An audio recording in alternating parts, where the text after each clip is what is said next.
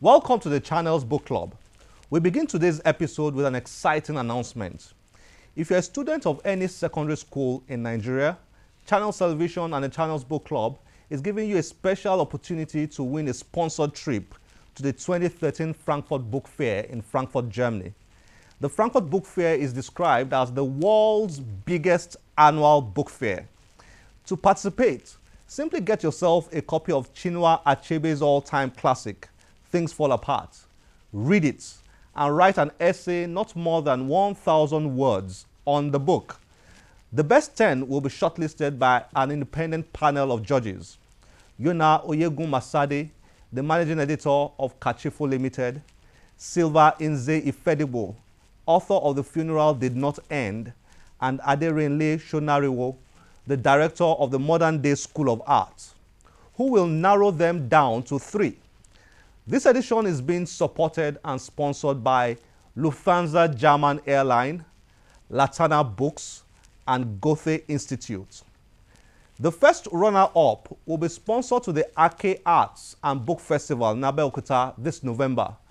This festival is billed to be the biggest of its type in Africa, while the second runner-up will get a library of books. To get all the information, please visit www.channelstv.com. And if you believe you can win, you better start reading.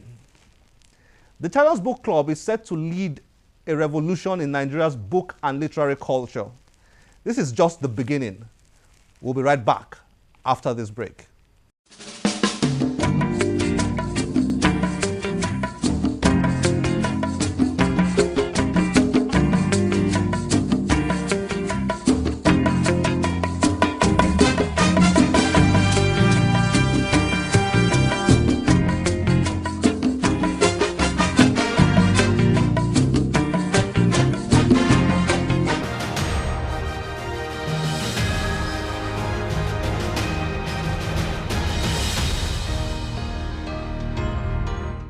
Losing My Virginity by Richard Branson. Business at the Speed of Thought by Bill Gates. Only the Paranoid Survive by Andrew Groove. Miracles Happen by Mary Kay Ash. What do they have in common? Well, they are all books written by successful American entrepreneurs. Young and established entrepreneurs often find such books very inspiring and instructive as they navigate through their own entrepreneurial journeys. After all, who else can teach you how to do something better? Kehinde Kamsin is the founder of the popular sweet sensation Confectionery Limited and is the author of Pots, Pans, and Spoons. Tokunbo Talabi is the founder of Superflux Group and the author of an entrepreneurial handbook titled The Mind Games. They joined us to discuss their exciting books. You don't want to miss those interviews.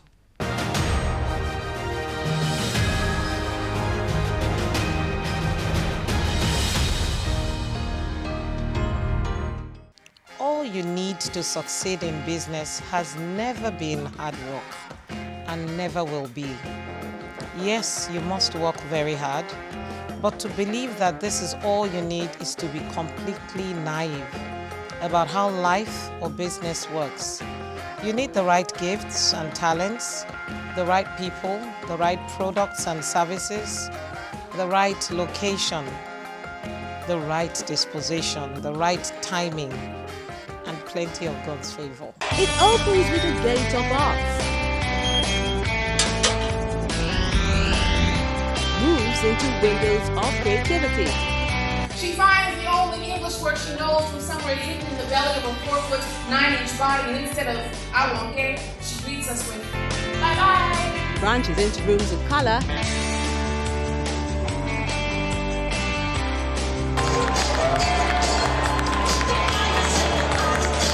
And ends with a roof of imagination.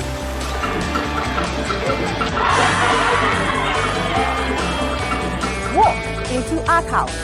The pieces all come together at 9:30 p.m. every Saturday. Art House, life is art. So thank you for coming on the Channels Book Club. Thank you. Pleasure to have you here. Certainly, it's a pleasure. Tell us about your book. It has a very interesting title, Pots, Pans and Spoons. What's it about? Honestly, this book was a great accident. As you already know, that I was encouraged to write this book 6 weeks before it was finally published, and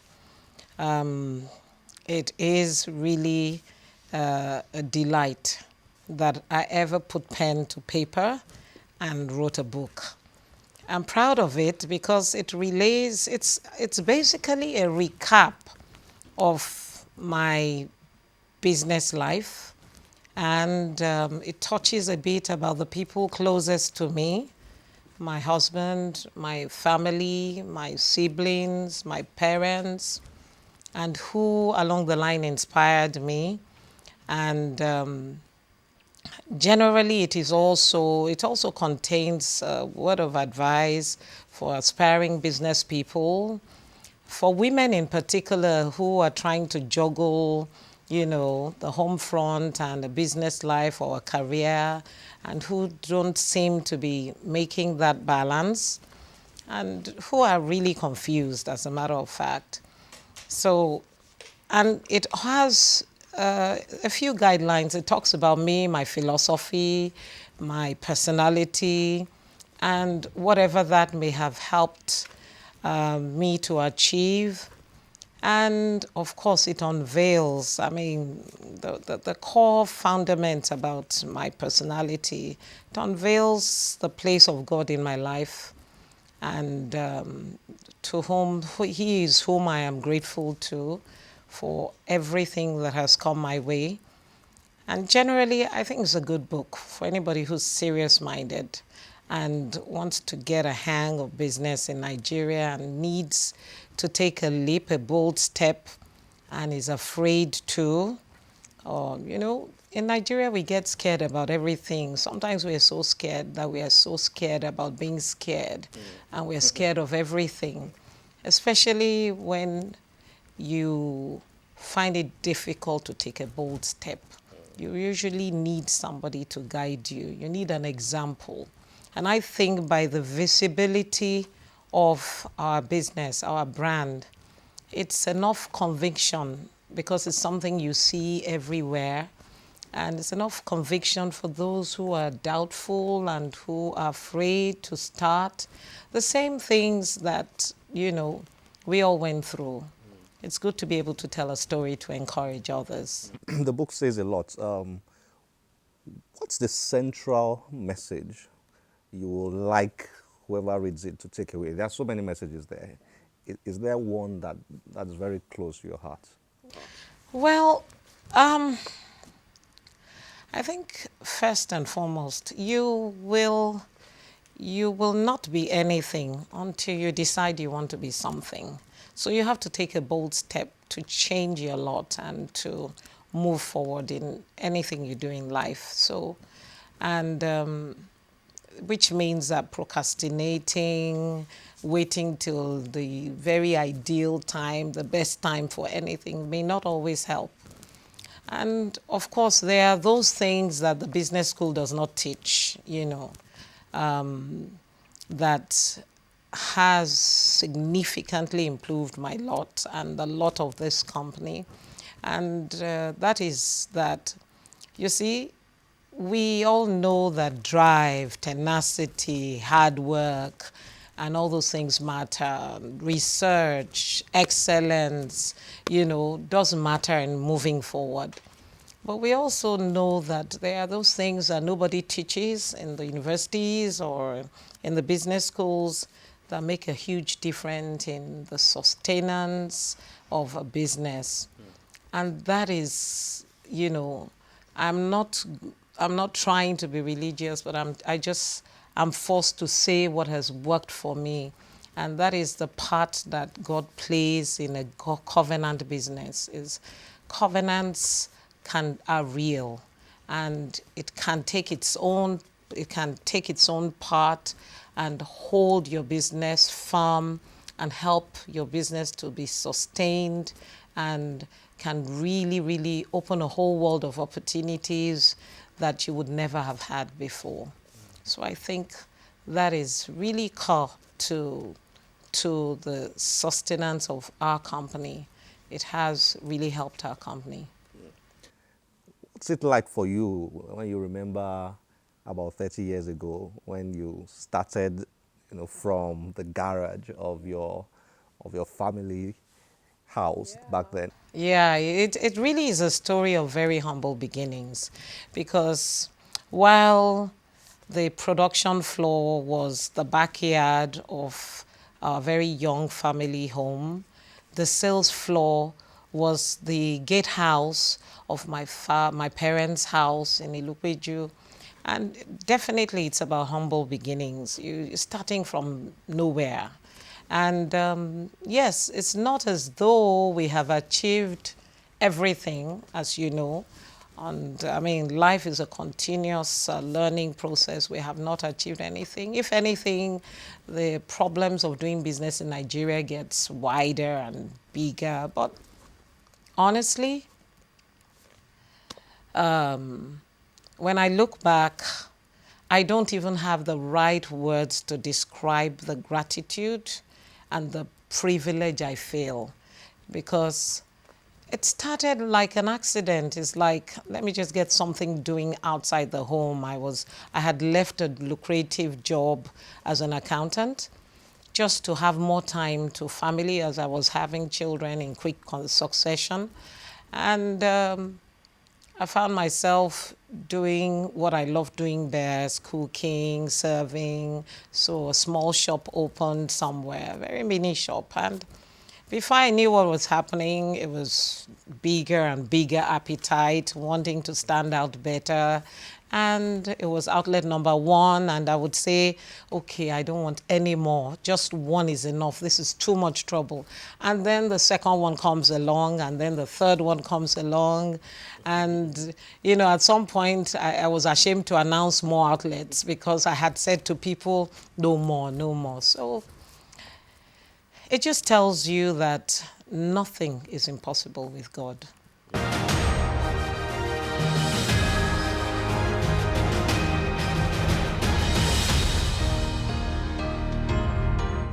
Welcome to the Channels Book Club. Thank you. You used to work with one of the leading banks in Nigeria for a number of years, and then you quit. Yes. Then you started your own business. What has life been like as an entrepreneur in a difficult business climate like Nigeria's? Fact that I want to look at it from two sides. First is living, and what is living.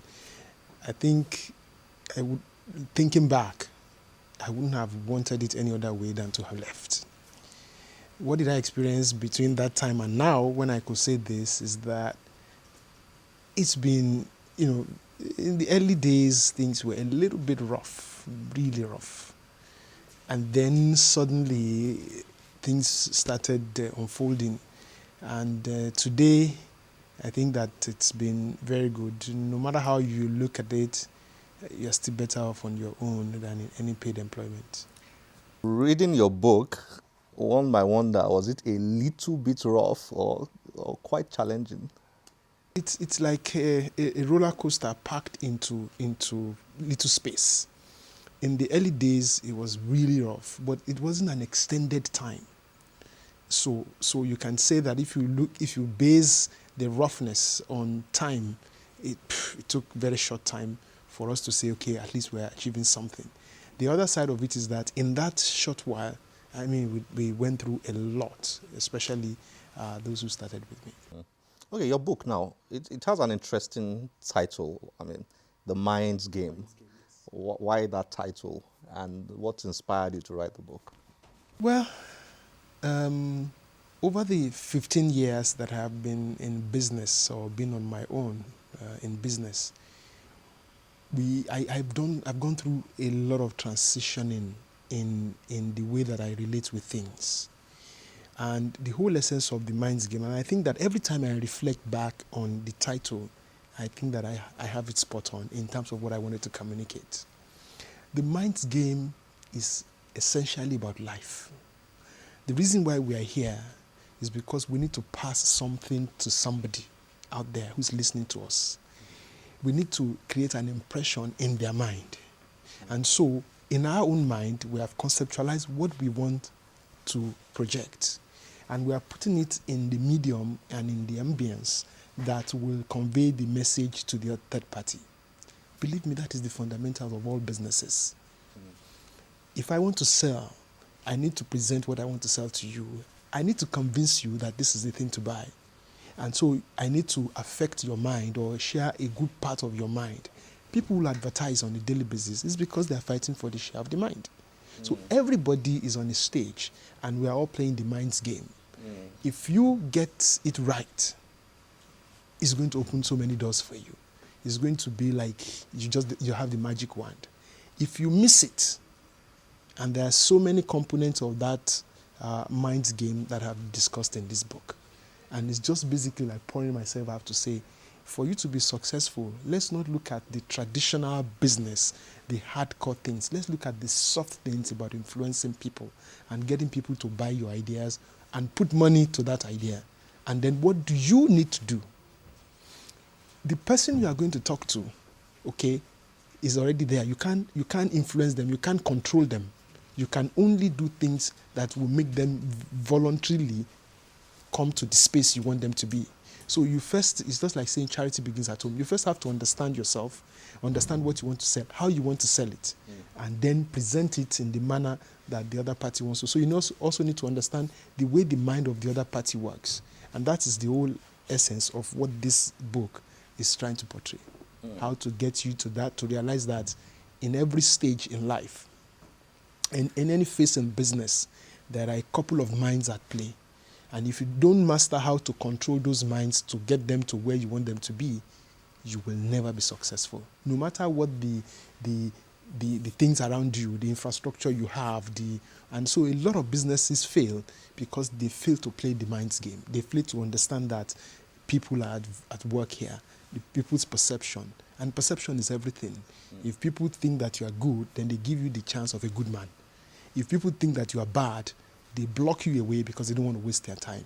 How do you make that impression? And then when they listen to you, are you reinforcing that goodness or you are reinforcing that lack of goodness? That's for me is the whole essence of why I feel that people should read this book. What's the most difficult thing that an entrepreneur in Nigeria has to face doing business in a country like this? Two things, really. Which I think, from my own experience, will be the two main issues.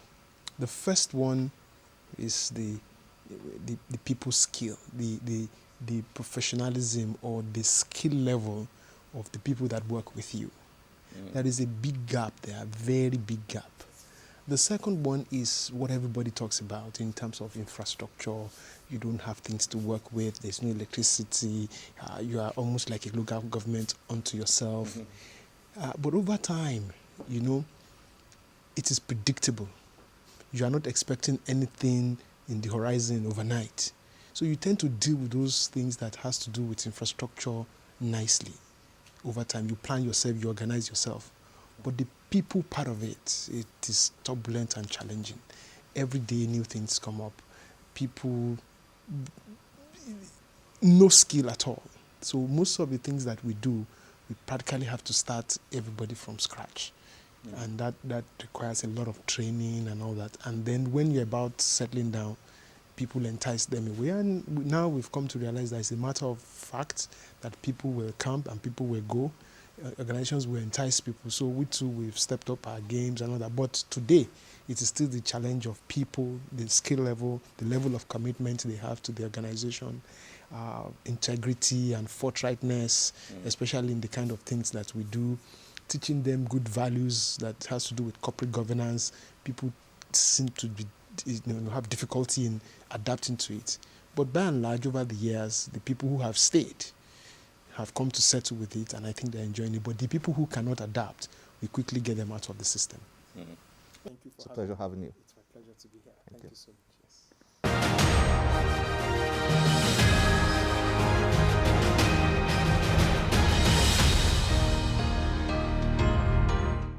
The Authors Talk event is organized by the Gofe Institute, Lagos, to provide a platform for young and emerging writers to present their works to an audience of publishers, journalists, and lovers of the arts. This edition had Tracy Osokolo, Eko Eke, and Falowo Damilare as the invited authors. We'll be showing clips from the event. Please join us after this break.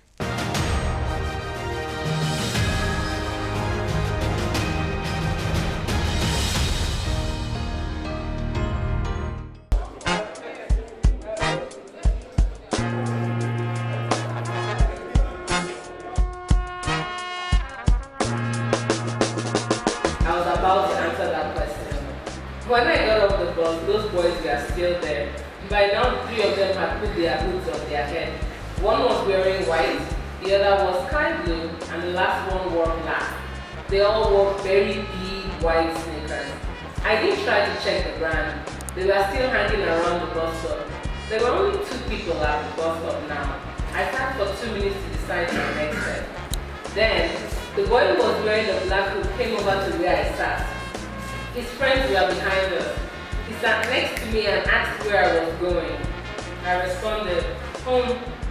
He asked for my name and I said, Amaka. I didn't want to tell him my real name or my first name for that matter, but I didn't want to keep silent. I was already terrified. I had no idea how I was going to get home. He looked dangerously weird to me. In my mind, I still hadn't separated him from his gang. I assumed they were all the same and that they had intentions, good or bad. I got up and said I had to go. I waved him by and left him there. I started walking to my right. I've noticed that whenever I'm confused for where to go, whenever I hit a T-junction or the crossroads, I always go right and then ask for directions. I never go left then ask for directions. I did it as a child and I still do it as a woman. The one place in between left and right, I always go right. Most shops were already closed and the roads were getting lonely, fewer cars running on them. I asked the couple I saw standing next to a waste bin for directions to the train station. The girl said I should head on right and that I wouldn't walk for longer than 5 minutes. I thanked them and kept moving. I turned periodically to make sure that the white wannabe black gang boys were not following me. I didn't see them. I quickened my pace. Very deep in the seas of our real consciousness. It is you as you speak. Give way to the new shimmering rainbows. Clear skies and your testimony as your rain. The bubbling fountain of a long before hope. For you are your love. In whose vein flows the blood of favorite warriors and resilient arms. Let truth be your guide. The most essential infuse my nostrils. I smell you in the bathroom, in the bedroom. I smell you. The most soiled sheets that speak of spent passions for the century where our love, honesty, companionship, and love. There's a devil in my heart, bound waves rushing to shore.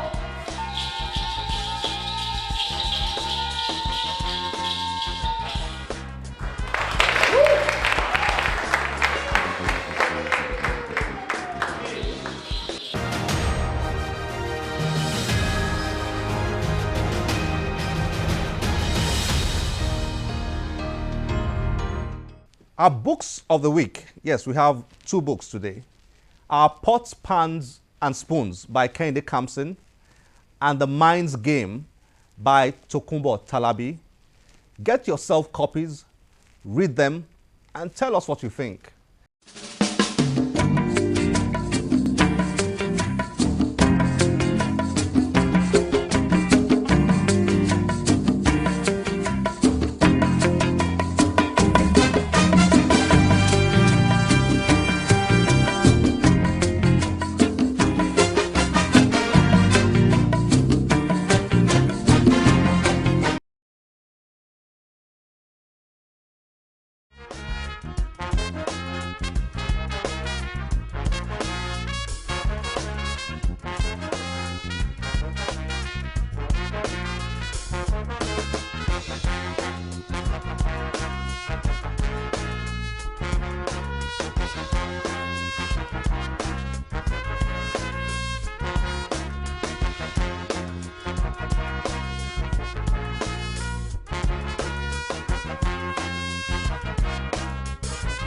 Hi, my name is Ebuka Obijan. One thing you need to know is that some of the biggest heroes and mentors, Nelson Mandela, Indira Gandhi, all loved to read books. So why not pick up a book today and read it? Because reading is very fundamental to who you become in future.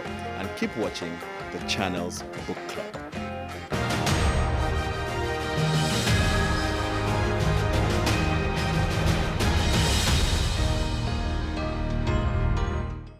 As always, we'll be happy to have you on any of our social media platforms displayed on your screen. Thank you for joining us today. My name is Olakunle Kasumo. Remember, one great book can change your life. Bye-bye.